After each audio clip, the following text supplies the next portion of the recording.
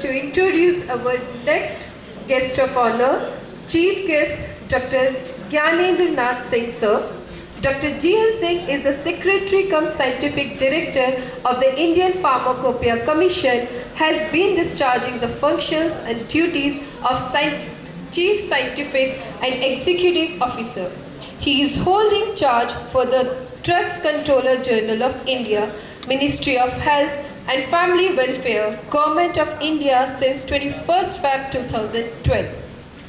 Dr. Singh has been selected by World Health Organization's Director General as a member of the Expert Advisory Panel on International Pharmacopoeia and Pharmaceutical Preparations for a period of 4 years starting June 2014. More than 28 years of experience in scientific administration, regulatory affairs and financial management by virtue of working in drug sector mainly in formulation, development, manufacturing, quality control and quality assurance of drugs.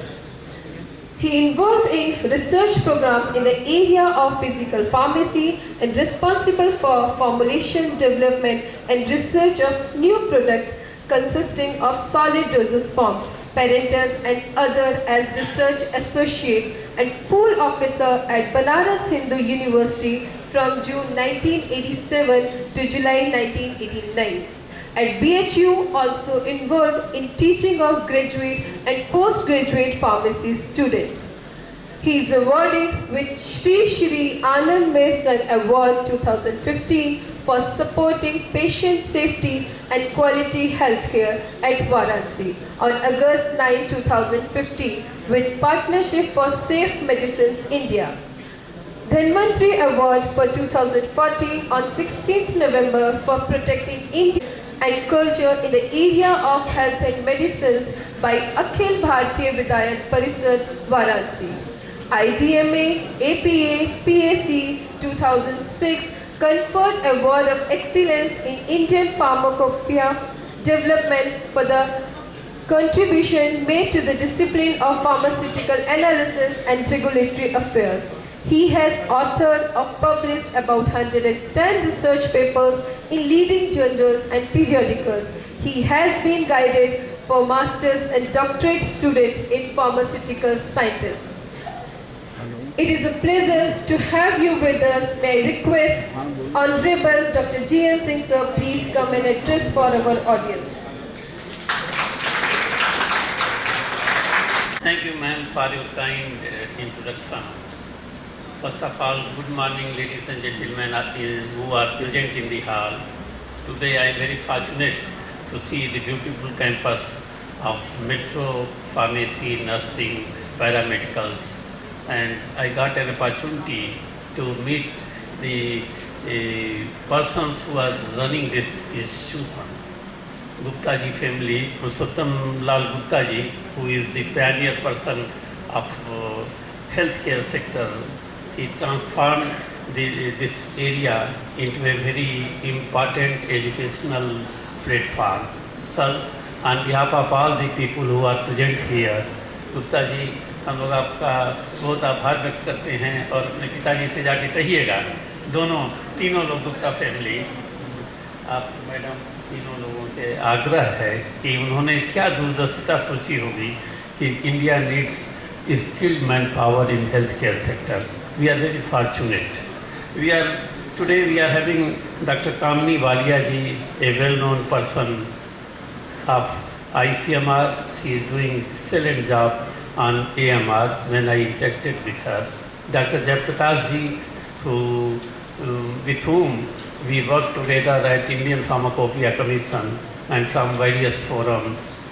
We are very fortunate to have Muhammad Asmani, who has come from Malaysia and with his friends. Really it is a great honor that person from Malaysia has come to India and he is looking forward to have the manufacturing base over here. We are very thankful to you. Dr. Ari Gupta ji, who is always a source of energy to all the pharmacists, who is always ready to see the well-beings, the protect rights of the pharmacist. Gupta ji, keep on doing the way you are doing. We are very fortunate to have you. I am seeing galaxy of people from academia who are sitting on the front lines. Bajaj ji, who is close friend of mine, and we are associated for so many years. हमें सबसे खुशी हो रही है कि इस हाल में इतने हमारे भारत के भविष्य जो फार्मासिस्ट हैं वहाँ बैठे हुए हैं। हम केवल एक चीज़ आपको बताना चाहते हैं कि हेल्थ केयर सेक्टर में भारत जो है वो ट्रांसफॉर्मेशन मोड पे है, और इसकी क्रेडिट जाती है हमारे माननीय प्रधानमंत्री जी को, माननीय मुख्यमंत्री जी को, जिन्होंने ये संकल्प कर लिया है कि भारत के हर व्यक्ति को हम चिकित्सा की सुविधा, दवाइयाँ और उससे संबंधित जो भी चीज़ें होंगी हम पहुँचाएंगे। हम लोग बड़े आभारी हैं। देखिए, आपको जान के खुशी होगी, हम हिंदी में बोल रहे हैं क्योंकि इससे अच्छा लगेगा कि हम लोग सारी चीज़ें अपनी समझ पाएँ, समझा पाएँ। देखिए, आपको ये जान के खुशी होगी कि उत्तर प्रदेश में माननीय योगी जी की देख रेख में हमारे 75 ज़िले में 75 मेडिकल कॉलेज खुलने जा रहे हैं।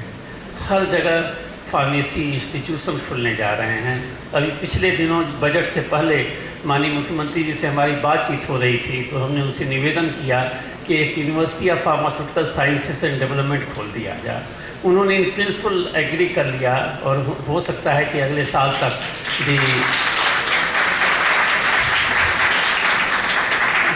UP is going to have a state-of-art university where most of the academic institutions would become the supporting part.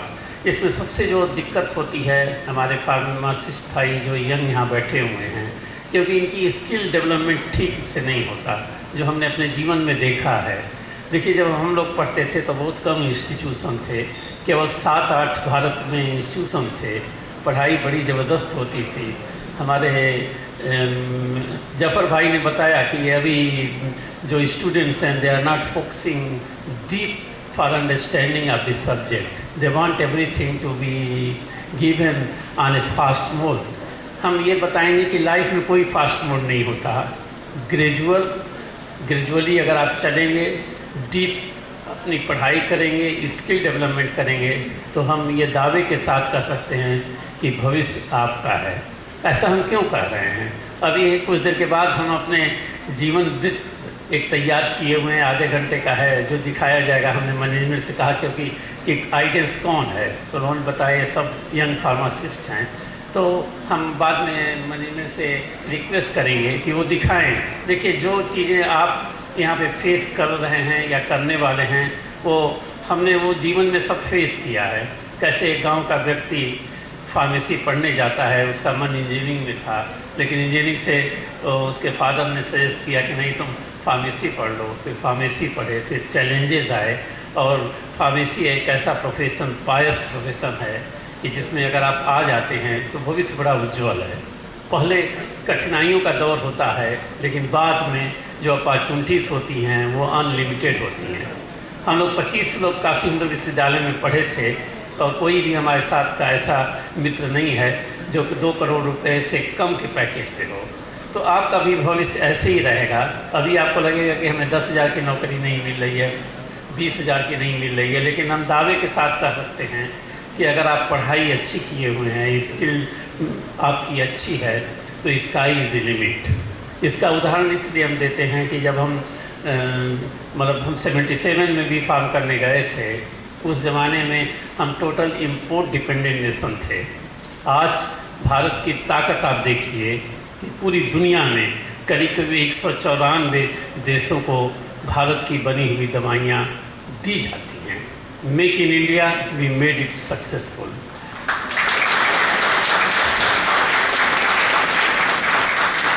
और दोस्तों, सबसे बड़ी बात ये रही है कि ये कैसे सक्सेसफुल हुआ, इसके पीछे बड़ी कहानियाँ हैं, बड़ा सेक्रीफाइस है।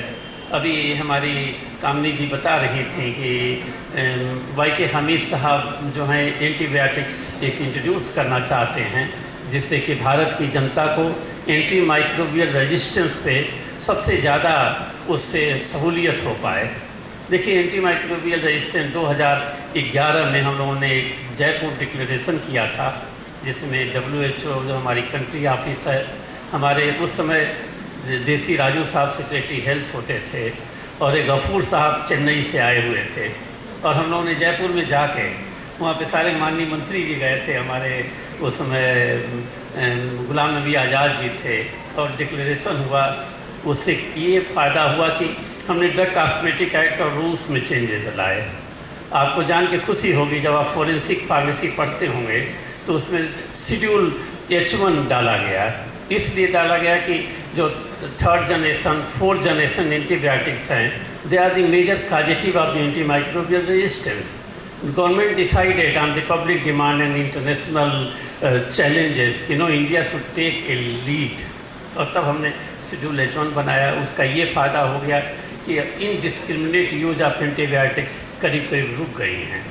आज जो भारत 2011 में था, विश्व की व्यवस्था में जो चैलेंजेस थे उसको काफ़ी हद तक हमने एड्रेस कर दिया है।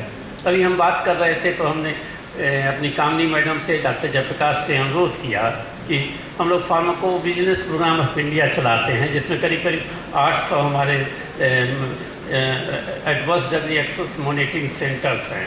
हमने जयप्रकाश जी से कहा है कि जाके कामनी जी के साथ बैठ के देखिए कि कैसे हम अम्ब्रेला को बढ़ा दें। Rather than duplicating the services, it is time that India should unify the services. और हम चाहेंगे कि सेक्रेटरी हेल्थ, सेक्रेटरी ICMR, ये लोग बैठ के तय करें कि कैसे हम AMR को बड़े प्रभावशाली ढंग से कंट्रोल करेंगे।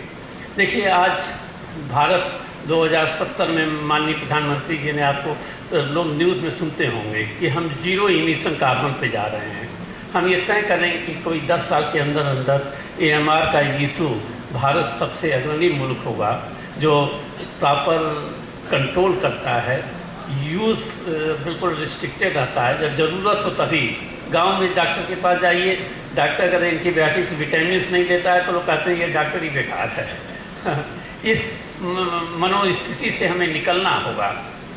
हमें पूरा भरोसा है कि जो भारत की परिस्थितियां हैं, जिस हिसाब से भारत उन्नत कर रहा है, उसमें आप लोगों के योगदान से हम ज़रूर एक नई दिशा केवल भारतीय लोगों को नहीं, पूरे विश्व को देंगे। एक और चीज़ हम बता दें कि फार्मेसी में क्या अद्भुत चीज़ें उत्तर प्रदेश में होने जा रही हैं। पहले उत्तर प्रदेश में लोग सोचते थे कि ये मैन्युफैक्चरिंग हब नहीं हो पाएगा, हम टोटल डिपेंडेंट अदर स्टेट्स पे होंगे। माननीय मुख्यमंत्री जी से इस पर काफ़ी चर्चा हुई और उन्होंने जो active pharmaceutical ingredients, bulk drugs की स्टार्टिंग मटेरियल्स के लिए 2000 एकड़ अभी पिछले दिनों में ललितपुर एक जगह है जो बुंदेलखंड में पड़ती है। हम लोग गए थे, जाके देखे, तो माननीय मुख्यमंत्री जी ने प्रिंसिपल उसको अनुमति दे दी है। इस बजट में उन्होंने 15 करोड़ रुपया एक सीड मनी दी है। पैसे की कोई कमी नहीं उत्तर प्रदेश सरकार के पास है, लेकिन शुरुआत होनी चाहिए, एक बजट है तैयार होना चाहिए, वो उन्होंने क्रिएट कर दिया। दूसरी चीज़ ये है कि UP institute of pharmaceutical education and development, हम लोग शुरुआत इससे करने जा रहे हैं। हमारे पास बायोटेक पार्क लखनऊ में है, उसके अंदर we are going to have this institute in house. We are trying that this institution become operative from 1 April itself, because rather than duplicating the things, we want that whatever the things are available within the state, we may utilize them optimally. दूसरी चीज़ यह है कि आप तो यहाँ बैठे हुए हैं, हम गुप्ता जी से अनुरोध करेंगे कि एक दिन सारे बच्चों को ले जाइए जेवर, और जेवर में जो मेडिटेक पार्क हमारा बन रहा है, मेडिकल डिवाइसेस में हम total dependent 80% we are importing from other countries, of which 70% to the most of the developed nations. हमें आज ये तय करना है, और माननीय प्रधानमंत्री जी ने, माननीय मुख्यमंत्री जी ने हमें जेवर पे 350 एकड़ का हम मेडिटेक पार्क बना रहे हैं, और अरुण वीर जी उसमें बड़ी ही अपनी योगदान देते हैं। अभी पिछले दिनों हम लोगों ने जाके उसका विज़िट किया था। करीब करीब हम 115 मैन्युफैक्चरर्स उसमें करीब करीब हमें लगता है कि 15 दिन के बाद अपना काम शुरू कर देंगे। ये भारत की बदलती हुई तस्वीर का एग्जाम्पल है, और वो सबसे अच्छी सेक्टर 28 है जो कि एयरपोर्ट से बिल्कुल पास का है। माननीय मुख्यमंत्री जी ने कहा कि नहीं, मेडिकल डिवाइसेस में, टेक्नोलॉजी में अगर भारत को मजबूत बनना है तो उत्तर प्रदेश की भागीदारी उसमें सुनिश्चित करनी होगी। और 350 एकड़ का, जैसे केवल 100 एकड़ की ज़रूरत थी, उन्होंने कहा कि नहीं, फेज़ 1, फेज़ 2, फेज़ 3 हम ऐसे करेंगे कि जैसे जैसे भारत की उत्तर प्रदेश की ज़रूरत हो, सबसे बेस्ट प्लेस दिए हैं। एक चीज़ और हम गुप्ता जी से कहेंगे, गुप्ता जी जाइए, ये आपने इंस्टीट्यूशन चलाया है, देखिए कि क्या वहाँ पे कर सकते हैं। जैसे medical devices is the future of the nations, most of the things are going to be dramatically changed. Whatever you are seeing today, the overall method of treatment, the application of the instrumentations, the medical devices are going to change the life of the humanity. तो आप जाइए, देखिए कि हम biotechnology का, medical devices का, diagnostic का, हमें बताया गया कि लाल साहब इनके दामाद ये हैं गुप्ता जी, देखिए क्या उन्होंने ट्रांसफॉर्म किया। बताइए, अब हर गांव में हम जाते हैं तो लाल पैथोलॉजी दिखती है, आपके उनसे मिले हुए हैं जब हम DCGI क्या। हाँ, तो देखिए वो चीज़ होने वाली है। आपसे गुप्ता जी हम ये आग्रह करेंगे, और ये बच्चों को लेकर दिखाइए कि इनका फ्यूचर क्या होने जा रहा है। इसलिए हम कह रहे हैं कि देखिए, जब हम पढ़ते थे तो चाहे मिस्टर संघवी सन फार्मा के हों, चाहे पंकज पटेल जी जाइडस कैडिला के हों, चाहे डॉक्टर रेड्डीज हों या कोई भी हो, तो ये सब लोग बड़े ही साइकिल से चलते थे, बड़े सिंपल वे में रहते थे। आज उनकी ताकत, जब हम DCGI थे, किरण मजुमदार जी का देख लीजिए, एक फ़ोन करते थे, वो 2 घंटे के बाद हमारे सामने मिलते थे। हमने पूछते थे कि भाई ऐसा क्यों हो रहा है, तो बोले कि अब तो हमारे पास अपनी प्राइवेट जेट है, सिस्टम है, और ये पैसा जो हमने कमाया है वो भारत से नहीं कमाते हैं। ज़्यादातर क्या है, जो एक्सपोर्ट हमने बताया कि 194 कंट्री को देते हैं, तो उससे पैसा आता है, कम दाम में भारत के लोगों को दवाइयाँ देते हैं। तो ये एग्जाम्पल हम लोगों ने सेटअप किया है। हम मेट्रो ग्रुप ऑफ हॉस्पिटल्स को ये चाहेंगे कि उत्तर प्रदेश में ये आएँ, एक बढ़िया मेडिकल कॉलेज बनाएं, मेडिकल डिवाइसेस पार्क आप देख लीजिए, ऐसी अपॉर्चुनिटी से नहीं आएगी। ट्रांसफार्मिंग यूपी, तो हम अपनी बात एक और आपको बताने शेयर करना चाहेंगे। अभी हम जापान गए थे, माननीय मुख्यमंत्री जी ने भेजा था कि जाइए, इन्वेस्टमेंट पॉइंट ऑफ व्यू से हम लोग की टीम गई थी। उसमें अरुणवीर जी भी थे और हमारे 2 मंत्री थे, हम 3-4 लोग, हम लोग 8 लोगों की एक ग्रुप था। पूरा जापान, चाहे वो हाइड्रोजन एनर्जी हो, चाहे मेडिकल इक्विपमेंट्स हों, चाहे लेटेस्ट जो टेक्नोलॉजिकल इनोवेशंस हों, बायोटेक्नोलॉजी हो, पूरा जापान चाहता है कि हम भारत की हैंड होल्डिंग करेंगे। हमें आगे बढ़ के देखना है कि how we are going to encash those opportunities. हमारे जो यंग फार्मासिस्ट हैं उनसे यही हम बताना चाहते हैं कि आपके माता पिता जी ने जब आपको यहाँ भेजा है पढ़ने के लिए, तो आप मन से पढ़ाई करिए। जो आपके गुरजन लोग बैठे हुए हैं जो ये बताते हैं, उसको बुरा मत मानिएगा। इसमें वो कहते होंगे कि नहीं, आप गुडमैन गिलमैन फार्माकोलॉजी पढ़िए, माइक्रोबायोलॉजी में फलाने पढ़िए, तो आप सोचते होंगे कि नहीं, वो छोटी वाली जो कुंजियाँ होती हैं उससे काम चला लेंगे। हाँ, तो इससे कुछ नहीं होने वाला। इससे तो आप वही 10-15 हज़ार 20 हज़ार की जॉब में रह पाएंगे। अगर आपको 2 करोड़ 5 करोड़ 10 करोड़ की पैकेज पे जाना है, तो you have to have deep study, you have to form the team, all the good facilities metro has provided to you. अब आप इसको कितना यूज़ कर पाते हैं ये आप पे निर्भर करता है। देखिए, galaxy of the people are sitting over here, आप इनकी हेल्प लीजिए, इनके दरवाजे खटखटाते रहिए। कभी एक बार नहीं खुलेगा, 2 बार नहीं खुलेगा, तीसरी बार तो खुल ही जाता है। ऐसा हमने देखा है। एक और जीवन के अनुभव हम शेयर करना चाहते हैं। देखिए, 96-97 में हम मैनेजमेंट करने गए यूके में। तो यूके में ये हुआ कि हम तब भारत की स्थिति बड़ी कमज़ोर थी। हम लोग इंटरनेशनल एयरपोर्ट से 15 लोग गए थे मैनेजमेंट करने के लिए। तो उस समय यहाँ धूल उड़ती थी। जब हिथ्रो एयरपोर्ट पे उतरे तो क्या वहाँ पे ग्रीनरी थी, क्लीन था, बसेस क्लीन थी। हम लोग स्टडी किए तब क्लीननेस दिखती थी। फिर हम 2015 में यूके गए। वहाँ पर ब्रिटिश फार्माकोपिया का 150वां साल मनाया जा रहा था। थेमिस रिवर पे उनके पार्लियामेंट में हम लोग बैठे हुए थे और शाम का वक्त था, फिर वो सब लोग वहाँ बियर पीते हैं, तो हम लोग तो भारतीय थे, तो कोई पीता है कोई नहीं पीता है, तो हमने कहा कि इन 96-97 when we landed to the UK, the country was, we were getting excited by the development of the country, but in 2015 I am not seeing any excitement over there. Whatever the society or the development I have seen in 96-97, I am not seeing any changes in their system, in their society thinking or the development. हमने उस समय ये कहा था कि भारत जो है, आप जाइए, दिल्ली जाइए, मुंबई जाइए, आप हमारे गांव जाइए, देखिए कि क्या ट्रांसफॉर्मेशन हो रहा है, क्या सड़कें बन रही हैं, क्या एयरपोर्ट्स बन रहे हैं। और आज जब उसका ये परिणाम हुआ कि आज भारत का व्यक्ति जो है वो यूके का जो प्राइम मिनिस्टर बना हुआ है, हमें पूरी उम्मीद है। आपको कंफ्यूजन नहीं होना चाहिए, आप देखिएगा आपके जीवन काल में ये होने जा रहा है कि 2/3 of the Nations would be dominated, would be ruled by Indian origin people. और हम लड़ाई से नहीं करेंगे, हम कोई ऐसा काम नहीं करने जा रहे हैं कि ज़बरदस्ती किसी के टेरिटरी में घुस जाएं। हम लोग ऐसे करने जा रहे हैं कि high quality services, high quality products देने जा रहे हैं, जिससे कि एक क्रांतिकारी परिवर्तन होने जा रहा है। 1 मिनट और मैडम आपके अनुमति से बता दें कि क्यों हेल्थ सेक्टर इम्पॉर्टेंट है। देखिए, हेल्थ सेक्टर का ये है कि अगर आप पूरी विश्व की जो एक्सपेंडिचर देखें तो जो इकोनॉमी है वो 100 ट्रिलियन US डॉलर की है, और उसमें जो सबसे ज़्यादा खर्चा होता है वो फूड और एग्रीकल्चर पे 12.3 ट्रिलियन US डॉलर का होता है। और आपको जान के खुशी होगी कि उसमें से 10 ट्रिलियन US डॉलर जो होता है वो हेल्थ केयर सेक्टर में होता है, फार्मा सेक्टर में होता है, आपके सेक्टर में होता है।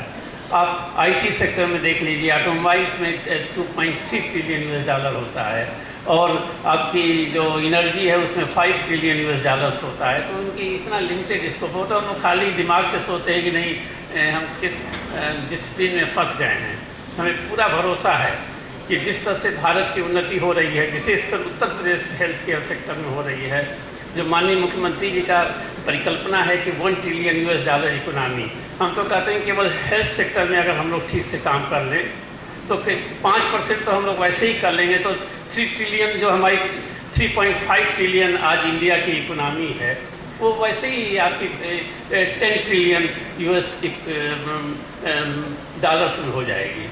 ये क्यों हम कह रहे हैं कि 1500 साल पहले भारत की जो ये GDP थी वो करीब करीब 32% थी ग्लोब की। हम लोग नीचे आ गए, आज फिर हम लोग ऐसा प्रयास कर रहे हैं कि आने वाले समय में 25% of the global economical contribution would be going from India. UP would be playing the rightful role, Metro would be doing good job, you people would be sitting at the helm of the affairs। हम लोग तो भाई तब तक बुढ़े हो गए रहे हैं, लेकिन हम ये बताते हैं कि भारत की आप तस्वीर हैं, तकदीर हैं, लेकिन तभी हैं जब कड़ी मेहनत, ईमानदारी और दूरदृष्टि से काम करेंगे। इन्हीं शब्दों के साथ हम मेट्रो के मैनेजमेंट का, सारे लोगों का, डैश पे जो लोग हमारे मित्र उपस्थित हैं उनका सबका आभार व्यक्त करते हैं, जिन्होंने हमें मौका दिया है इस महान संस्थान को देखने का, समझने का, और आपके उज्जवल भविष्य की कामना करते हैं। वो फिल्म जब टाइम होगा तो आज 29 मिनट्स की देखिएगा कि फार्मासिस्ट क्या होता है। Thank you.